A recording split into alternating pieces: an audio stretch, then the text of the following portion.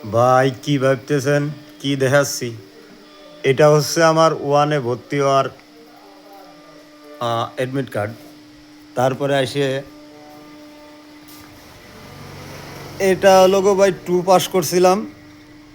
তারপরে এসে এটা 3-তে উঠছিলাম।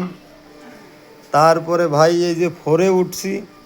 তারপরে ভাই এই যে যখন 5-এ উঠছিলাম, 5-এ উঠে তারপরে ভাই এই যে 6-এ উঠার পর তারপরে ভাই এই যে 7-এ ভর্তি হয়েছিলাম। তারপর ভাই 7-এ ভর্তি হয়ে আবারও ধরেন যে 8-ই পড়ছি। 8-ই পড়ে তারপরে ধরেন আপনার তারপরে আবার 9-ই পড়ছি। 9-ই পড়ে তারপরে ধরেন এসএসসি পরীক্ষাটা দিছি।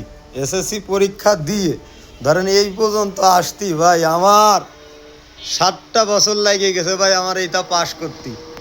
তা ভাই করছি কি আসলে মূল কথাটা হলো তা না যে কোনো কাজই মনে করেন যে এত সহজ না।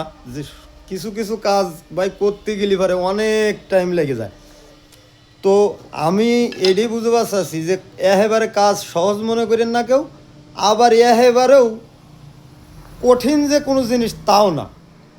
আপনি চেষ্টা করেন, সফলতা একদিন না একদিন আপনার দুয়ারে ধরা দেবেই।